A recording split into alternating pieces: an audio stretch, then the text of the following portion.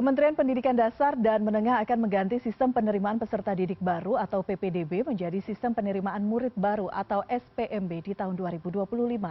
Salah satu perubahan misalnya penerimaan siswa baru tidak lagi menerapkan zonasi, melainkan domisili dan juga penambahan kriteria baru prestasi non-akademik yakni jalur kepemimpinan. Lalu apakah sistem baru ini mampu menjawab berbagai persoalan terkait penerimaan siswa baru untuk sekolah negeri? Kita akan bahas bersama pengamat kebijakan pendidikan Universitas Pendidikan Indonesia, Cecep Darmawan. Pak Cecep, selamat sore.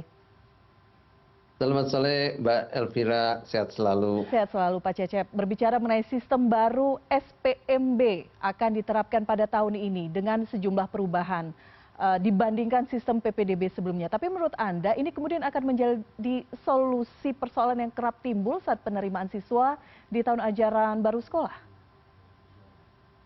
Ya, terima kasih. Memang kita patut apresiasi dulu ya upaya pemerintah untuk selalu mengupdate bagaimana peraturan-peraturan tentang PPDB yang sekarang namanya sistem penerimaan murid baru atau SPMB.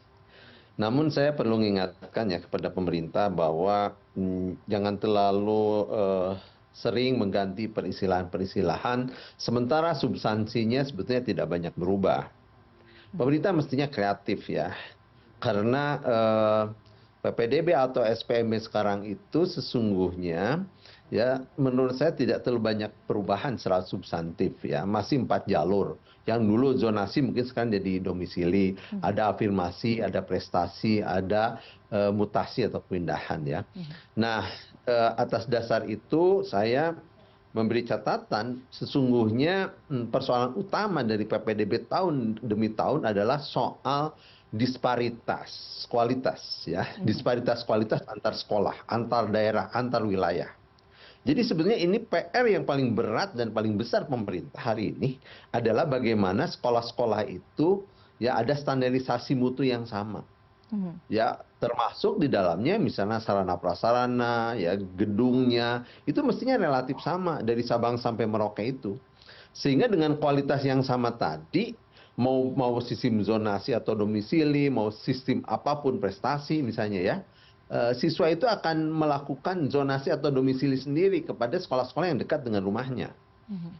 Nah, yang kedua, ya pemerintah harus sadar bahwa sebenarnya PPDB itu kewenangan pusat atau kewenangan daerah. Saya melihat ini harus berbagi soal kewenangannya ya. Misalnya ini, PPDB pada umumnya harusnya diberikan kewenangan itu kepada daerah. Ya, sesuai dengan kewenangannya. Misalnya SD SMP itu kabupaten kota ya, SMA SMK itu provinsi. Diberikan saja ke sana, tetapi regulasi umum yang sifatnya general itu ada di pusat.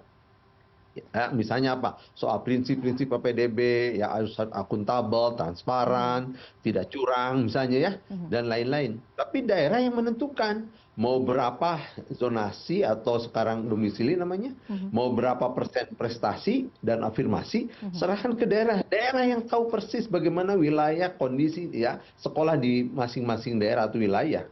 Tetapi daerah pun ya dengan peraturan gubernur atau bupati wali kota itu membuat aturannya jangan sekedar oleh pemerintah semata, harus melibatkan apa yang disebut dengan meaningful participation, ya partisipasi yang bermakna. Dari siapa? Dari seluruh stakeholder pendidikan, termasuk dari pihak sekolah, mungkin ada kampus di situ dilibatkan, ada media juga dilibatkan ya.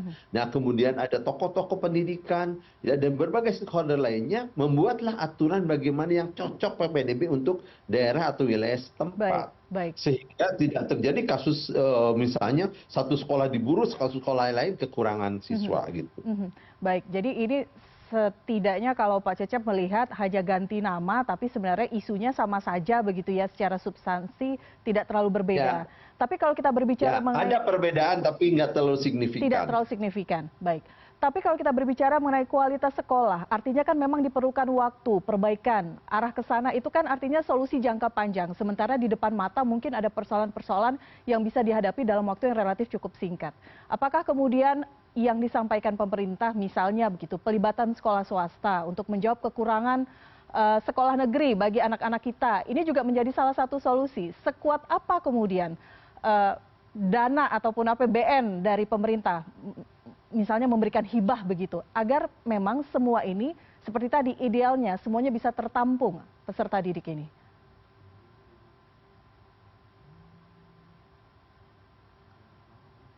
Pak Cecep. Ya, ya, oke. Jadi saya melihat bahwa keseriusan pemerintah mestinya membuat apa yang disebut grand design pendidikan secara nasional. Diturunkan mulai peta jalan, termasuk soal nanti PPDB ya. Bagaimana sih PPDB yang ideal itu gitu. Nah memang yang tadi saya katakan bisa jadi itu adalah persoalan jangka panjang.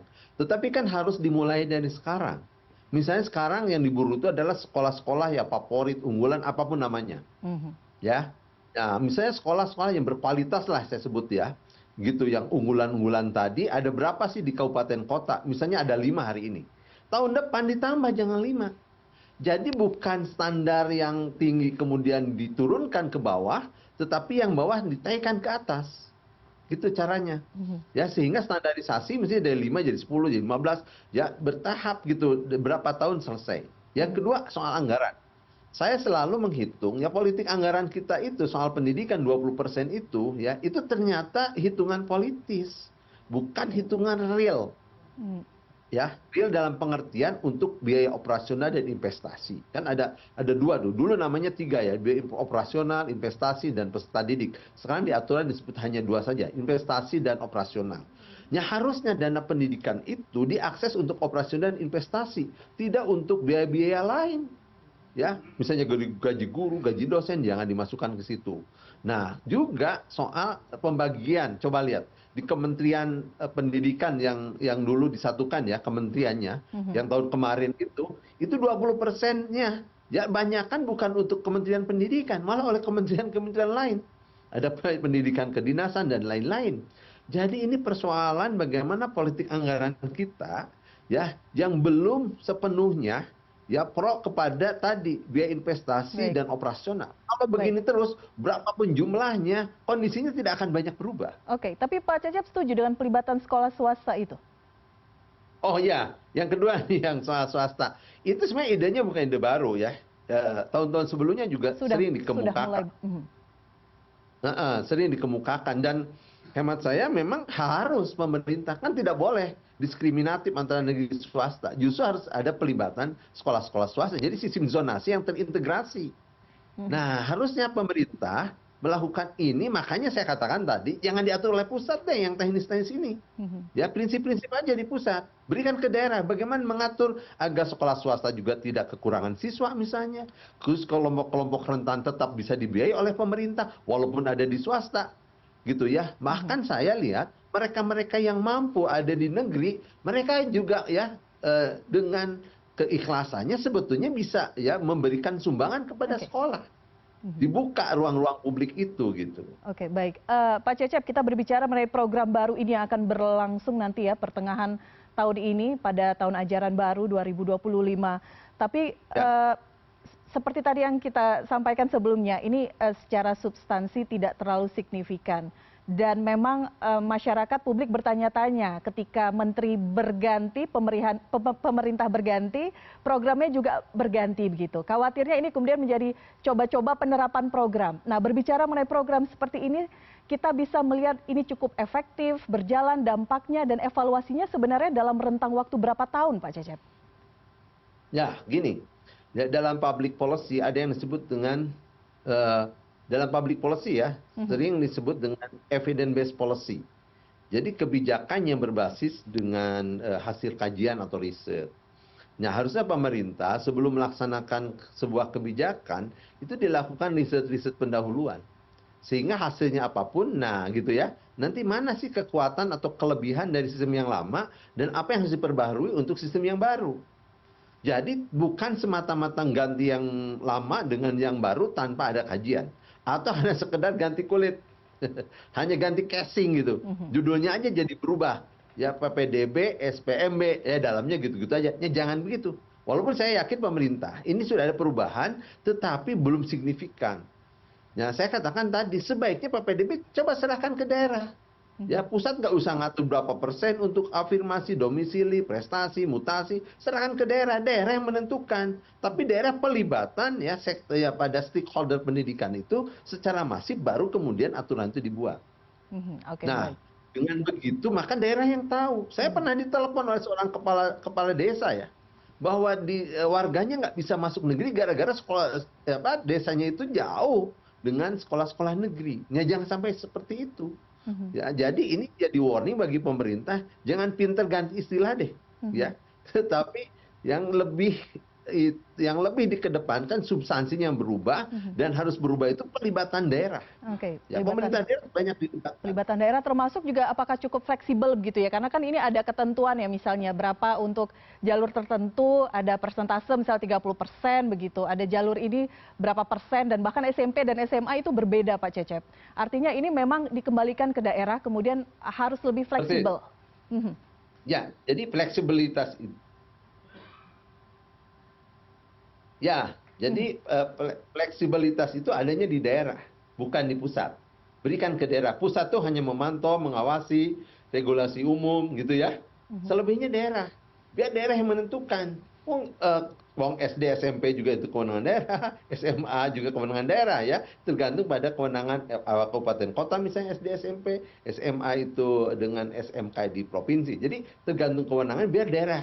Nah, coba seperti itu. Belum pernah tuh dicoba PPDB ya untuk kewenangan daerah ya dalam beberapa tahun terakhir ini. Mhm. Nah, pusat tuh apa namanya hanya pengawas pemantau dan libatkan nanti panitia sekolah.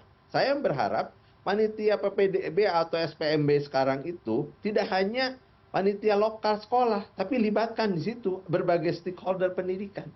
Mhm. Ya, jadi dikoordinir oleh dinas bahwa libatkan perguruan tinggi misalnya, libatkan juga stakeholder pendidikan lain sebagai panitia, dan dibuka secara transparan, akuntabel, Mhm. di-online-kan. Mungkin selama 1 semester dibuka saja data itu. Mengapa seseorang itu lulus, mengapa tidak lulus. Dan tidak ada juru belakang, tidak ada titip-titipan, Mhm. tidak ada manipulasi domisili. Ya, dibuka ke publik. Dan kalau ada pelanggaran pidana, ya sanksi pidana, laksanakan. Mhm. Harus ada sanksi tegas.